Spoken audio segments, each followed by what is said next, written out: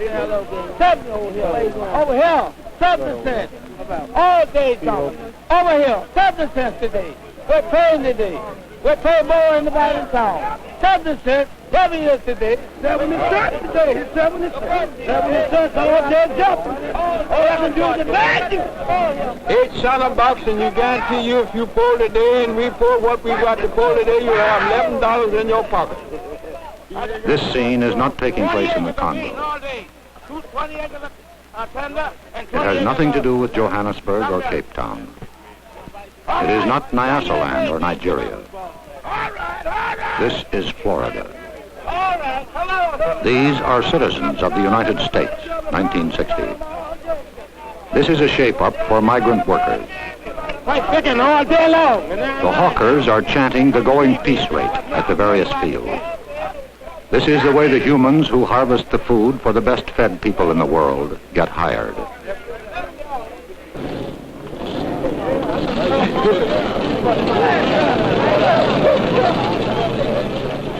One farmer looked at this and said, "We used to own our slaves. Now we just rent them." The Secretary of Labor looked at the migrant plight and said, "I think they're the great mass of what I've called the excluded Americans.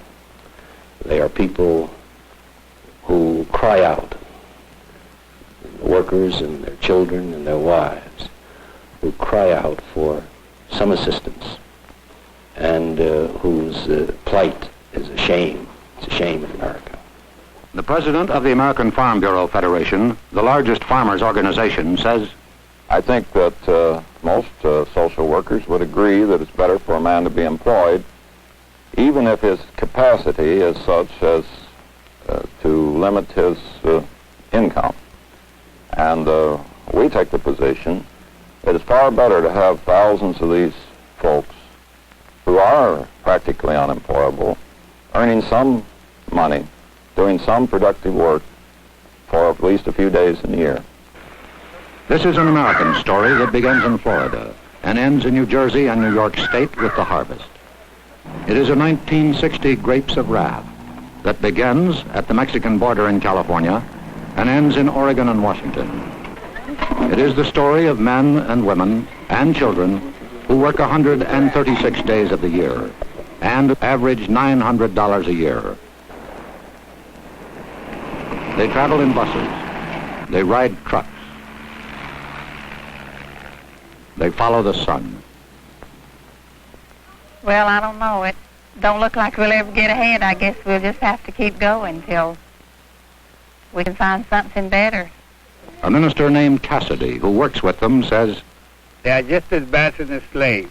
Only on name they are not the slaves, but in the way they are treated, they are worse than the slaves. And somebody has made thousands of dollars out of his sweat. Is that a slave or not?" They are the migrants, workers in the sweatshops of the soil, the harvest of shame.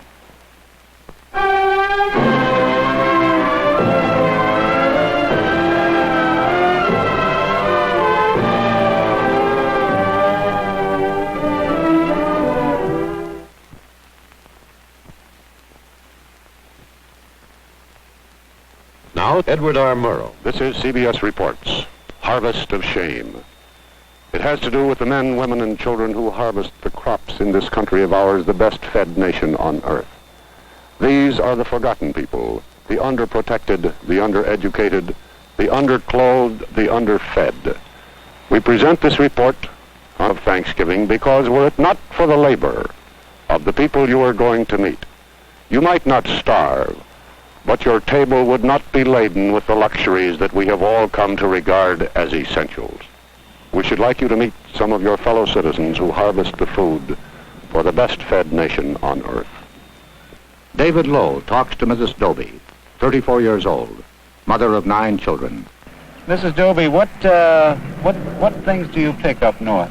We pick strawberries and cherries. Who works with you out of this family here? Everybody except the baby. Who takes care of them in the field? Well, they just kindly stay along with us or take care of themselves. The one that can't walk usually stays in baby buggies. What is an average dinner for the family?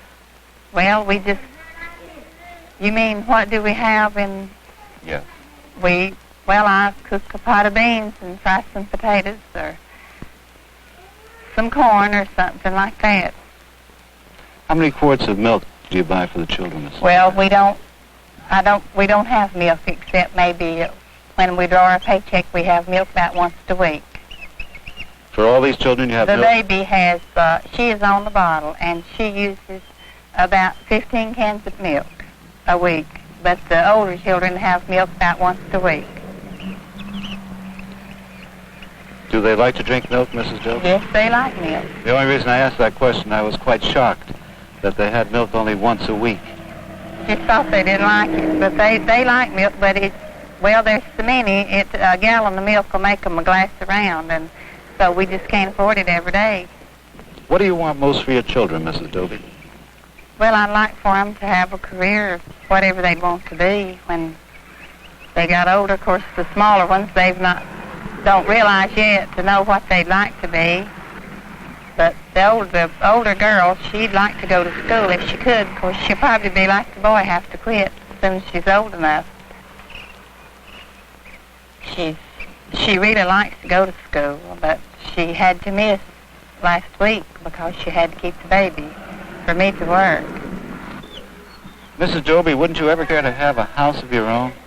I'd like to have a house. We plan to buy one. If we could ever get enough to pay down on one, we'd buy one. Do you think this will ever happen? Well, it don't seem like it. This is Belgrade, Florida, where the Exodus has its beginning every year.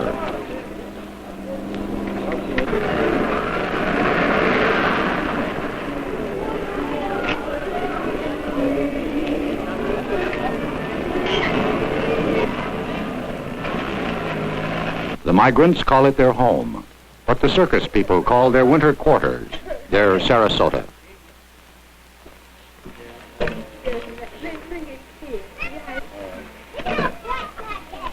Charles Goodlett, Chief of Police of Belgrade, says, the problem that we have now are the ones that come here that don't have the money to rent a room.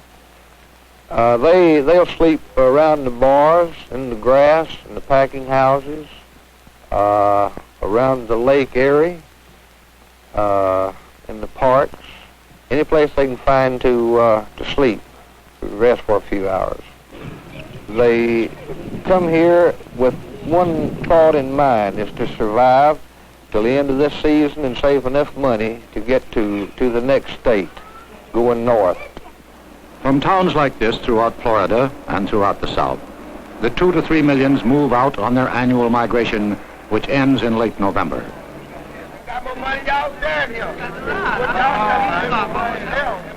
They carry with them whatever little they possess, whatever little they are. At the Okeechobee labor camp, while families were preparing to move north, there was still some work in the bean fields. Children, as usual, were left to fend for themselves. Jerome, how old are you? 9. 9. Do you go to school? Yeah. Where do you go to school, Jerome? At the Okeechobee Elementary School. I see. What is your sister's name? Lois. That's Lois. And what are your other sisters' names? Catherine. And Beulah. Catherine and Beulah. What happened to your foot, Jerome? Juvenile in out there by the wash house. So you drove a nail in out by the wash house. What did your mother do for that? She put some alcohol on it. Where do you sleep, Jerome? In his bed. You have this big bed? Yeah. What happened? How did you get that hole in that bed there, Jerome? The rat. The what? Rat. Now, Jerome, you are taking care of Kathy, of Beulah, and Lois. Yeah. Now, are you going to give them lunch today? Yeah. What are you going to feed them? I don't know. Do you have any food here to give them? Yeah. I see. What time does your mother come home? I don't know. The following day, Aline King, the mother of Jerome, Kathy, Lois, and Beulah, again was picking beans. Aileen King, I saw your children yesterday at the Okeechobee camp. Why didn't you put them in the nursery? Don't make enough to pay for it. How much does it cost to put them in? 85 cents. 85 cents. That's right. Aileen, what time did you come out the field this morning? 6 o'clock. What time would you get home? About 3:30, 4 o'clock. 6 this morning to 4 o'clock this afternoon. That's right. How much did you earn? $1. $1? That's right. $1. Is that because the beans were of poor quality? That's right. Has this happened before? That's right. How much will your food cost you today? About $2. Aileen, how old are you? 29. How many children do you have? 14. How old were you when you first started working in the fields? 8. You've been working 21 years in the fields? That's right. Aileen, do you ever think you'll be able to get out of this kind of work? No, sir. All the migrants travel fourth class. If there is a privileged class, they ride in their own jalopy, in the best Jode family tradition.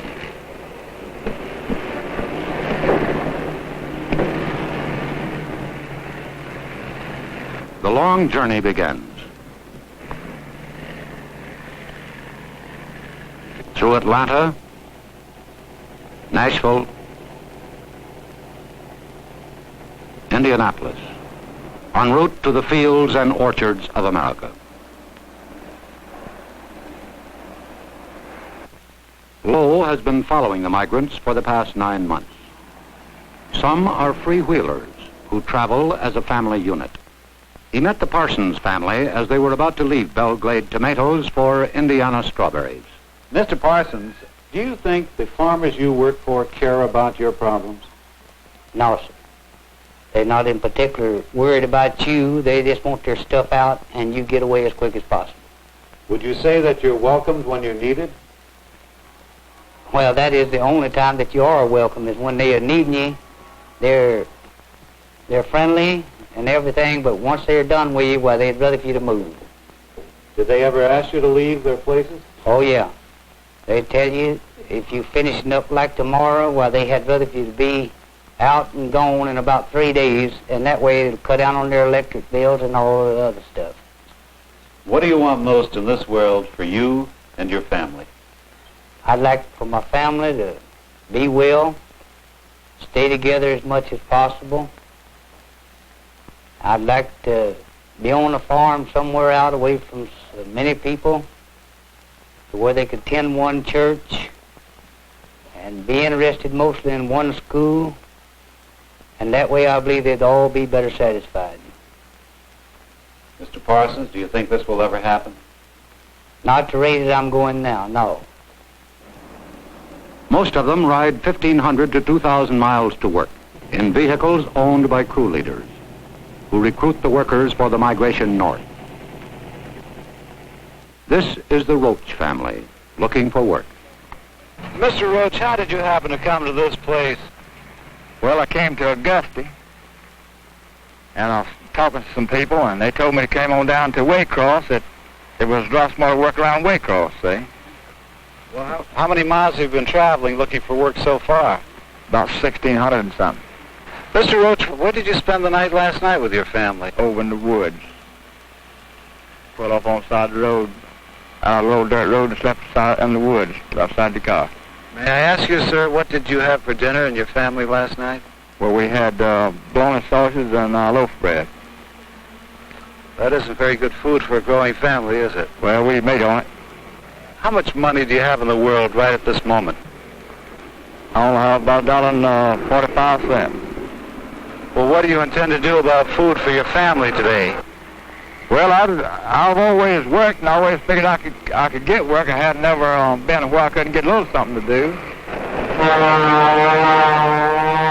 The vegetables the migrants picked yesterday moved north swiftly on rails. Produce en route to the tables of America by trailer is refrigerated and carefully packed to prevent bruising. Cattle carried to market by federal regulation must be watered, fed, and rested for 5 hours every 28 hours. People, men, women, and children, are carried to the fields of the north in journeys as long as 4 days and 3 nights. They often ride 10 hours without stop for food or facilities.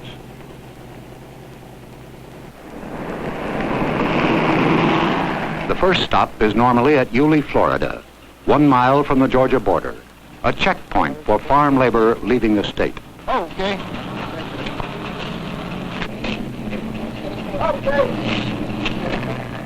There are other stops. Kingsland, Georgia, for bread and sandwich meat. Darien, Georgia, for facilities.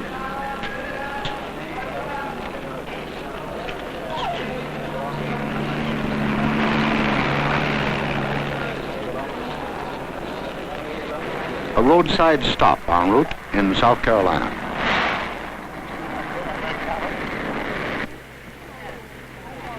Get on.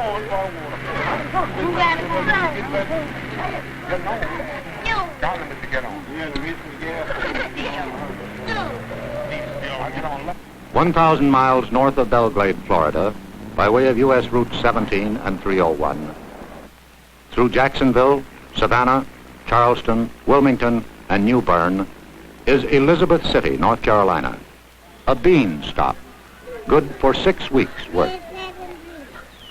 This camp was home for 40 days for the families of Tom Lockett's crew, now 30 hours out of Belgrade. Miss Blakely, how many years have you been working in agriculture, in the fields? Oh, practically all of my life. I haven't did no other work much but in the field all of my life. I raised all my kids working in the field. I noticed that there's some straw over there. What is that for? Well, that was the straw they brought for the people to sleep on. Well, weren't mattresses supplied here? They used to be, but they ain't now. Mrs. Blakely, where is the water supply over here? That's it right there. For how many people? But this and that over yonder, they all use the same. And how many bathrooms are there here? Now. Where do you use the bathroom? Where are the facilities? Don't have one. We use our tin tubes. Mrs. Brown, how did the children fare on the journey up north? Well, they got kind of fretful, you know, and got so riding, handling them. But we made it. Miss Brown, may I ask how old you are? I'm 37. Mrs. Brown, how many years have you been working in the fields? All my life.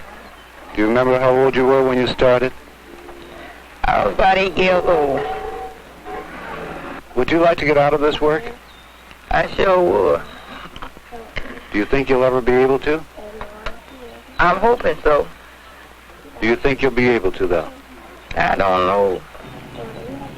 20 miles from Kitty Hawk, North Carolina. The workers, driven 900 miles north by crew leader Norman Hall, picked beans at the prevailing rate of 50 cents a hamper.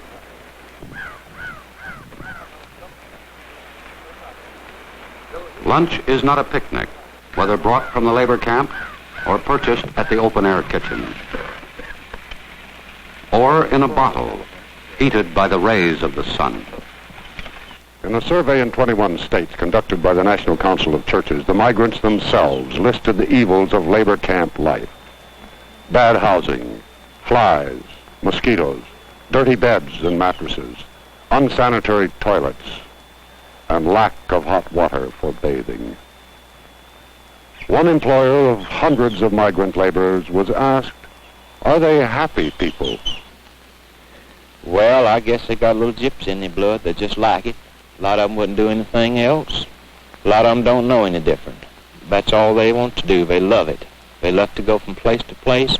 They don't have a worry in the world. They're happier than we are. Today, they eat. Tomorrow, they don't worry about. They're the happiest race of people on earth. Mr. Jones, do you think that the migratory laborer makes a living wage? They make a poor living. In other words, sometimes it's just like the farmer. Sometimes when things are good, when the yields are good and they can make good money, they make a good living. But take year in and year out from different seasons, different sections of the country, I'd say no, they make a poor living.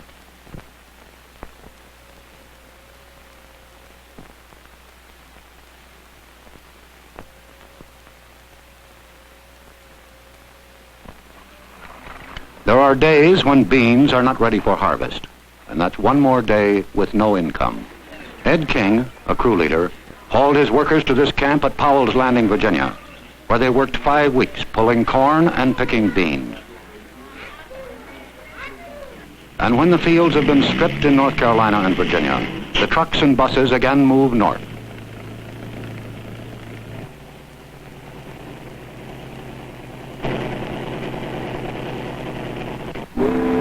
This is Little Creek Ferry, outside of Norfolk. 20,000 migrants are ferried to the fertile fields of the Virginia Cape and the eastern shores of Maryland and Delaware for beans, tomatoes, asparagus, and potatoes.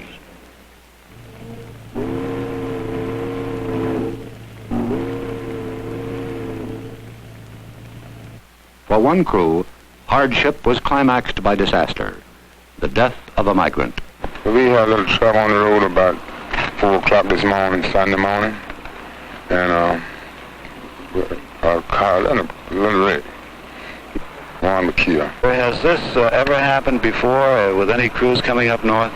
Once I remember, when the trail in North Carolina. What happened? Everybody got killed.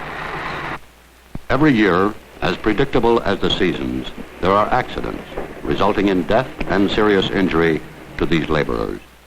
On June 6, 1957, at the intersection of U.S. Route 301 and State Highway 102, 9 miles from Fayetteville, North Carolina, 21 migrants were killed, 17 males, 3 females, and the baby boy.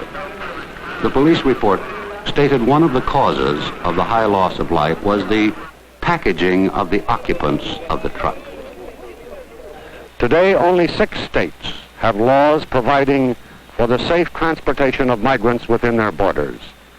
The state of North Carolina is not one of the 6. Secretary of Labor Mitchell. Hardly a year goes by that we don't read in the paper of some very serious accident where sometimes a dozen or more people have been killed purely because there is no interstate standard with regard to safety. Another complication of the migrant stream is the constant flow of foreign workers into the available pool of domestic workers.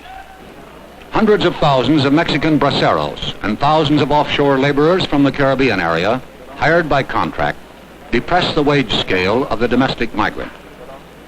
This controversy is most bitter on the West Coast. Joseph Woods, a Marine combat veteran of the Pacific, competes against the braceros. Lowe talked to the Woods family under a tree, which was their home in California. Mr. Woods, how did you happen to pick this spot to camp? Well, someone told us about it, and they said it was all right to camp here. Where do you get your water supply? We go to town after it. And how do you bring it back here? In can. We have a 10-gallon can. What do you use for sanitary facilities, Mr. Wood?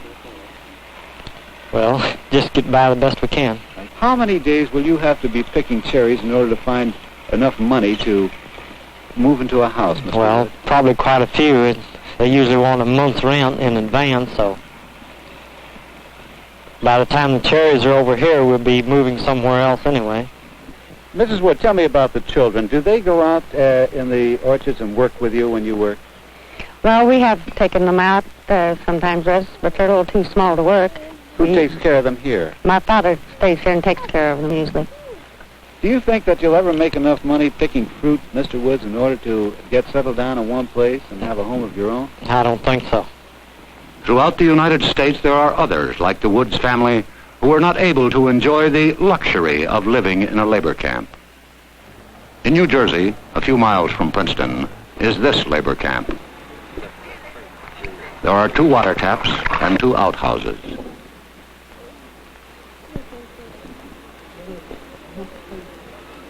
Families live in one room, usually in one bed. The single men live in the bull pit.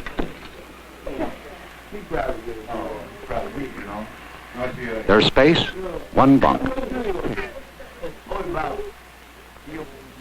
4 people live in this room in New Jersey. A family of 6 will move into this room. Nearby, a trotting raceway has new stables for horses. They cost $500,000. At Cutchogue, New York, 300 migrants live in this camp owned and operated by the Potato Growers Association of Long Island. This is migrant housing, 90 miles from Times Square.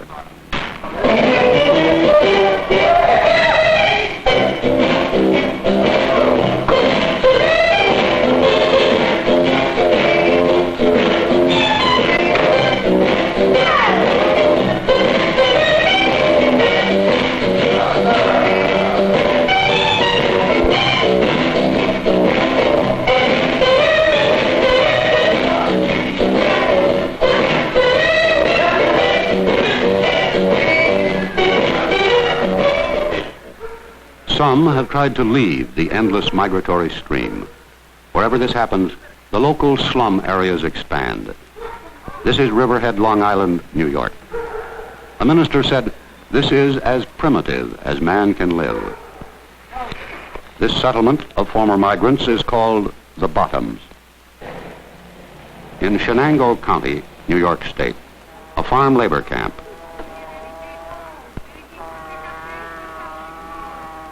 The ultimate goal of Ed King's crew, 1,257 miles from Belglade.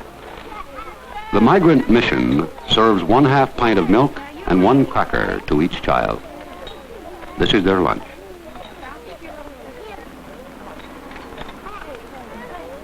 Their parents eat lunch in the field, sometimes 75 miles away. This is the living space of Eileen King and her 5 children. The room is similar to their winter quarters in Belglade, only smaller.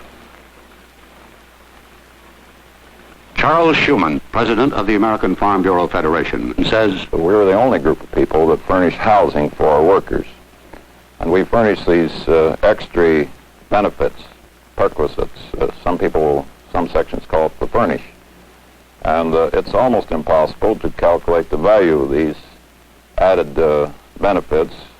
At the same time, we don't condone inadequate housing." Mr. Schumann, why does the American Farm Bureau Federation so violently oppose federal legislation? I think there'll be more rapid progress with state regulation than there will be with federal regulation. We think that federal legislation will follow the route that almost all federal legislation does, of additional and more stringent and more regulations with more and more red tape, and more cutting to a certain pattern all over the country. In effect, it would probably rule out the use of migrant labor very quickly. The middleman between the farmer and the migrant is the crew leader, a remnant of the padrone system in wide use 60 years ago. Ed King, a crew leader, says, "Well, a crew leader, he have to be the father and mother and all when he takes this crew out, because the whole crew mostly be dependent direct on him." Reverend Michael Cassidy, who travels with the migrants, says, "Well, some of the crew leaders, they are good, but the majority of them, they are bad. They are so bad that they are the worst that they can be. They're trying to skin alive these migrants. They take every dime they make. They try every scheme as possible. For instance, they pay the owner, the grower, pay them 45 cents to pick a crate of tomatoes. And then they turn around, they pay the labor 12 cents at the most. And natural, they have 3 or 40 or 50 or 100 people picking tomatoes. He makes, I know a man last year making here, right in here, $14,000, the crew leader.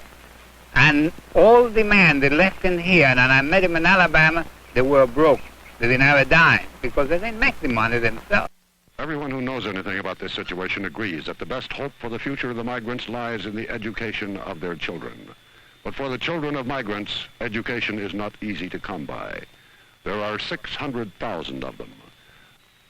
Most state child labor laws ignore farm children. And so far as the children of migrants are concerned, almost without exception, they leave school at the age of 16 forever. The United States Office of Education reports that the migratory workers have the highest rate of illiteracy in the country.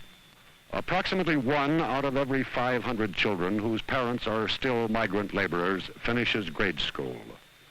Approximately 1 out of every 5,000 ever finishes high school. And there is no case upon the record of the child of a migrant laborer ever receiving a college diploma. Only 6 states have summer schools for migrants. The New Jersey School Center is at Cranberry. Laura, how old are you? 11. 11. What grade are you in? In the 6th. 6th grade. Do you intend to go to high school, Laura? Yeah. What would you like to be? I'd like to be a teacher. What would you like to teach? I like to teach the 5th grade. What do you think about going to school here in Cranberry, New Jersey, Harriet? I like it. I like it. Well, good. Would you, do you have any idea what you want to do when you grow up? Be a teacher. Well, good. How old are you, Patricia? 8. What grade? 9? What grade are you in? 4.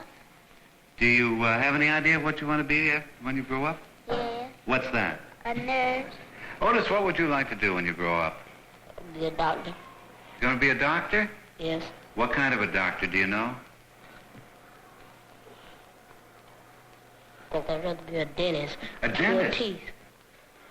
Mrs. Christine Shack, their teacher, was asked about her pupils. Mrs. Shack, do your pupils, who are, most of them, children of migrant families, are they anxious to get an education? Terribly anxious, even more so than the child in the normal school year. Do they get any help from their parents as far as schoolwork is concerned? Usually you will find that the parents themselves are not educated. When we go out to enroll the children, oftentimes the parent will make an X and the person interviewing will have to sign it in order to get permission for the child to be enrolled in school. Mrs. Shack, how does this problem affect you personally? I think maybe I feel a bit of responsibility toward these children because I realize that we here in New Jersey reap the benefits of their parents' labor, and the children are suffering because their parents are here doing this. I saw one bright little girl. Her name was Laura Weeks. Will she really have a chance to continue her education? Laura is from a rural area in Florida, and she is from an exceedingly large family. In fact, I believe there are 8 or 9 girls, all girls in the family. They have been coming to New Jersey now for about 3 or 4 years, to my knowledge. Laura is one of my returning pupils. I've seen great progress from year to year in Laura. We've had her for 3 sessions. However, I think because of the family's financial conditions and the size of the family and the fact that she is in a rural area, that she probably will get no farther than upper junior high school or maybe complete high school with luck. What about Harriet Damon? Harriet, too, is from a very large family. There are 9 children in the Damon family. We have 6 of them here in the summer program. She is the oldest of the 9. I doubt seriously that Harriet will have an opportunity to advance her education. One can't help but have compassion for those who find themselves in such a condition. The federal government spends $6.5 million annually protecting migratory wildlife. This year, Congress failed to appropriate $3.5 million to educate migratory children. Senator Harrison Williams, chairman of the Subcommittee on Migratory Labor, was asked if state or federal legislation was the answer. Many aspects can only be successfully dealt with at a national level. For example, wages. We see states in competitive positions. They're reluctant to raise wages through legislation in their state because their farmers are competing with farmers in other states. And we see in education some states who have taken great strides. We can't expect states to do it alone when they know their neighboring state with whom their farmers compete are not doing anything. We know that just about everybody in this country has some federal support for adequate housing through FHA or whatever the program is, except the farm community. And the migrant farmer is the most poorly housed member of our society. Senator Williams, a Democrat, and Secretary of Labor Mitchell, a Republican, have called for legislation which will probably come before the next session of Congress. And only last week, President Eisenhower made the Presidential Committee on Migrants a permanent body. But the real problem is that there are many kinds of farmers and many kinds of crops. The big mechanized grain and dairy farmers use little or no migrant labor. Some of the major canneries do pay fair wages and provide adequate housing. However, it must be stated that most of the fruit and vegetable farmers find it economically impossible to build good housing like this to be used only 6 weeks a year. The farmer claims he is trapped between what society expects and his market demands. Howard Jones, a grower in Florida, was asked if he knew what his beans, picked that day, would bring in the market. Well, you can't tell from one day to another. Some days you'll go down there and you'll get $5. Now, I've seen them drop to $1.50 the next day. Or one day they'll be $3, and the next day they might be $2, or one day they'll be $2, and the next day they could be $4. Who sets your price? Well, that's what we're all trying to figure out. Everybody, I don't know the answer, but the chains seem to have more to do with setting the prices than anyone else. It's too much difference between the price that they're paying the farmers all over the country. And something we've thought about trying to get somebody to investigate it, some of the congressmen, the senators, but you go up there to Washington. We had a group of boys go up there here a couple of years ago. They gave them a runaround. Agriculture Department, they all give them a runaround. We believe that those chains have lobbyists in Washington, and they're going to do pretty well as what they please. Mr. Mitchell, some of the growers have told us that the chain stores fix the prices, and they cannot meet those prices if they pay their labor a higher wage. What about that? Well, I wonder if that's a very valid argument. That might be said of many other industries. It might be said, for example, of the garment industry, and I've heard it alleged that retailers dictate to the manufacturer the price they will pay for a garment, and in effect say, you produce the garment at that price no matter what it takes to produce it.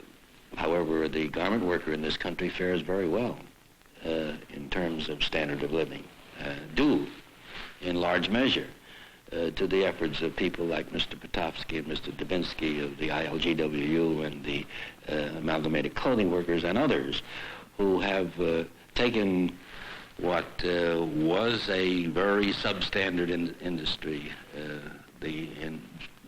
not so long ago, 1911, the Great Fire in New York. Today, these workers are thriving members of the community.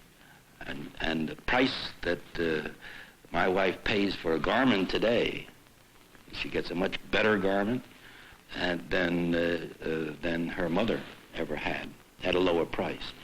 So this argument that the farmer has to meet the dictation of the chain store leaves me rather cold. The migrant farm worker occupies the lowest level of any major group in the American economy. The soil has produced no Samuel Gompers or John L. Lewis. As Secretary of Labor Mitchell states, I think the AFL-CIO in the past has been too preoccupied with other affairs, and probably the farm problem was so tough that they were reluctant to tackle it. I think their attitude and policy has changed, and they're making a greater effort now to organize than they ever have in the past. Farm labor, however, is excluded from all federal legislation designed to protect the rights of those engaged in interstate commerce to organize and bargain collectively. In 1959, the AFL-CIO set aside $100,000 in an effort to organize the fruit pickers of California. One of the large growers in California was asked what he thought of this effort to organize the fruit pickers. I think their very lack of progress and their very lack of success in signing up members has shown that the industrial type of union which they represent has no place or application to agriculture. Charles Schumann, president of the American Farm Bureau Federation, was asked how his organization felt about unions. I think that the agricultural worker needs to have the right to change jobs, freedom to move about, freedom to quit if he doesn't like it, freedom to protest, freedom to negotiate where they are organized, but the right to strike at the time of harvest ought to be regulated in some manner. The AFL-CIO Organizing Committee in California thinks differently. Earlier this year, they called a strike meeting of cherry pickers in Stockton. Always on the go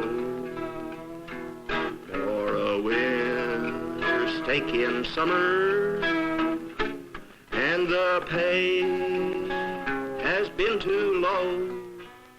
A meeting reminiscent of the days of auto and steel organizing in the 30s. We stand as won or failed. Keep your hand upon the dollar and the dime for every pail.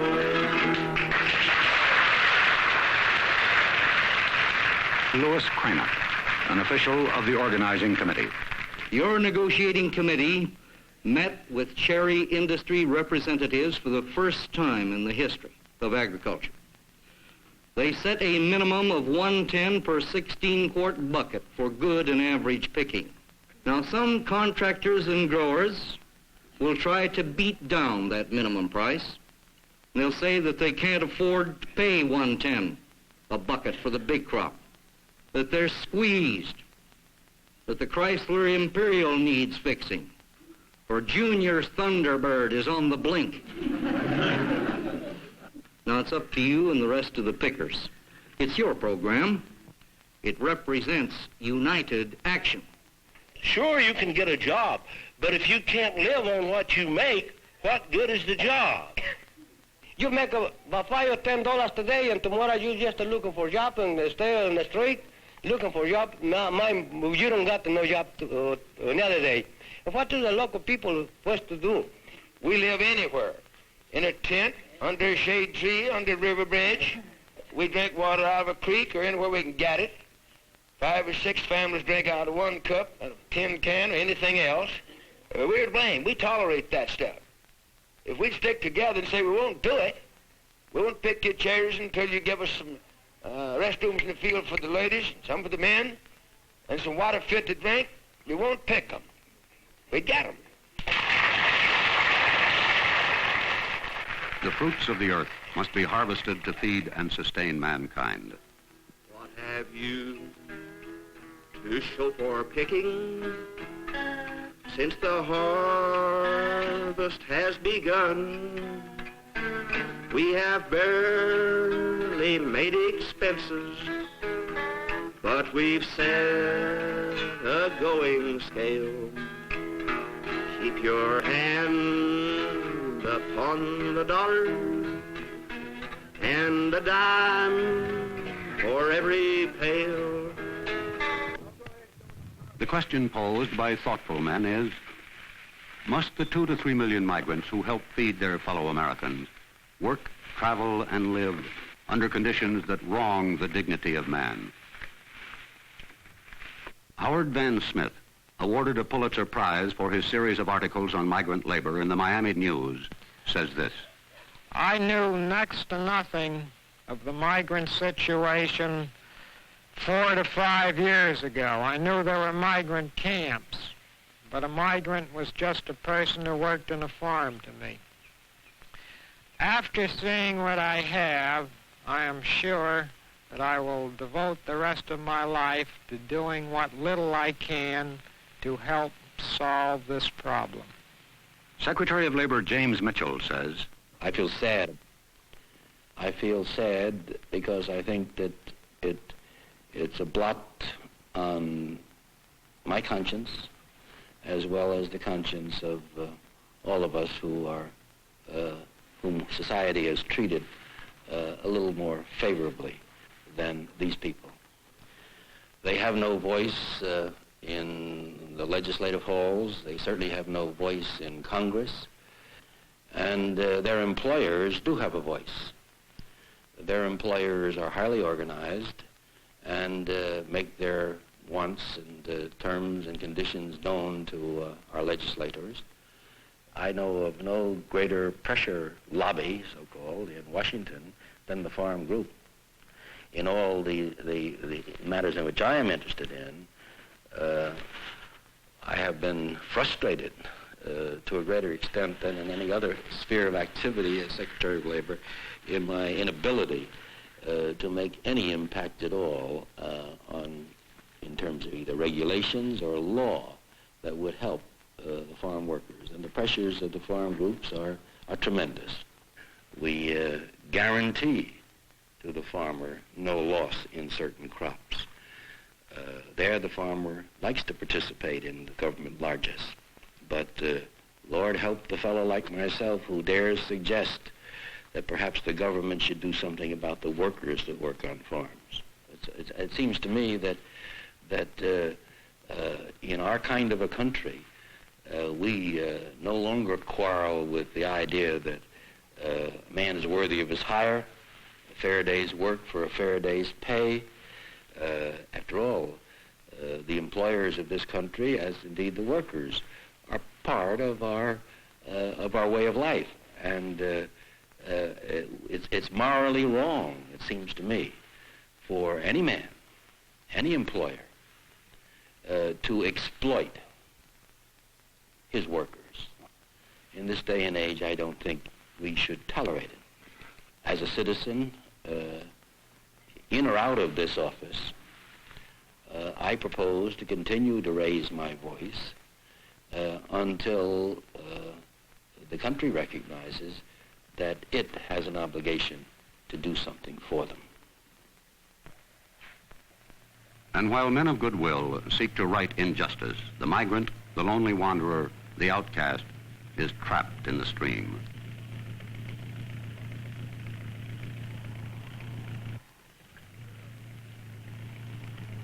Now it is November. The last of the laborers, in trucks, buses, and cars, approach the southern states to start the cycle all over again.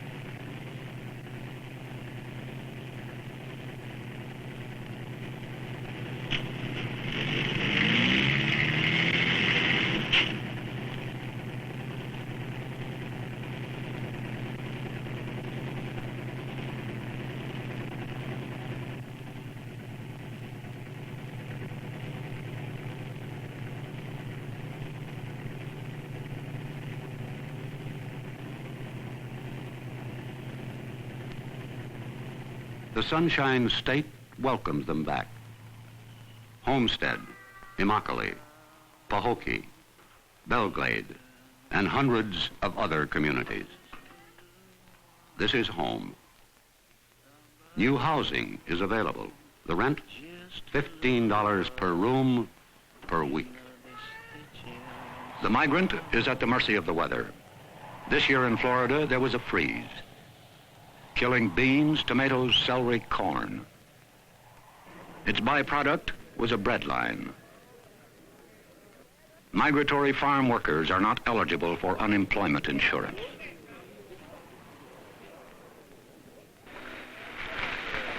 This happened in the United States in 1960. A line of humans waiting for a ration of tinned goods, milk and bread.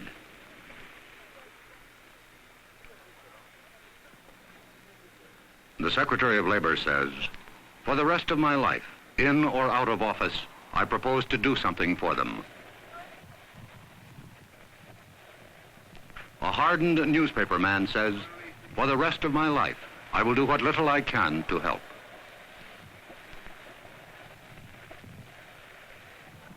But perhaps Julian Griggs, a chaplain for the migrants, speaks for all of us. Is it possible to have love without justice? Is it possible that we think too much in terms of charity, in terms of Thanksgiving Day baskets, in terms of Christmas baskets, and not in terms enough of eliminating poverty? The migrants are back in Belglade, winter quarters, after months of travel and work. One said he brought back $1.65, another said $6. Another said we broke even. We were broke when we left, broke when we got back. We asked them what they thought they could do to help themselves, and they said nothing. What can we do? Last week, a presidential committee made up of the Secretaries of Labor, Agriculture, Interior, and Health, Welfare, and Education made certain recommendations regarding the migrants. Here are some of them. Extend child labor laws to cover agricultural workers. Eliminate residence requirements so that migrants will be eligible for health, education, and welfare programs. A federal law requiring crew leaders to register, thus protecting migrants from exploitation. Extension of workmen's compensation laws to agriculture. New housing regulations. States to pay local school boards for the education of migrant children.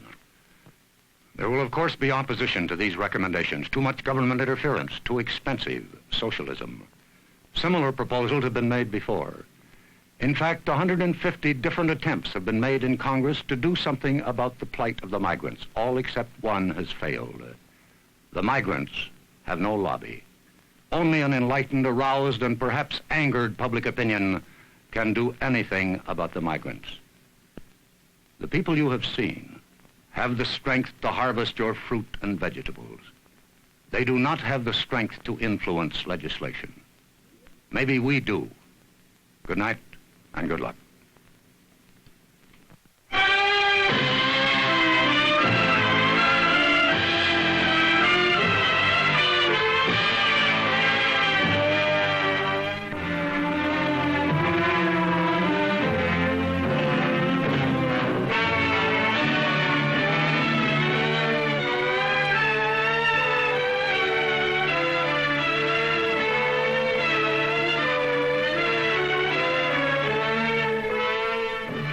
CBS Reports, Harvest of Shame, was filmed and edited by the staff of CBS Reports under the supervision and control of CBS News.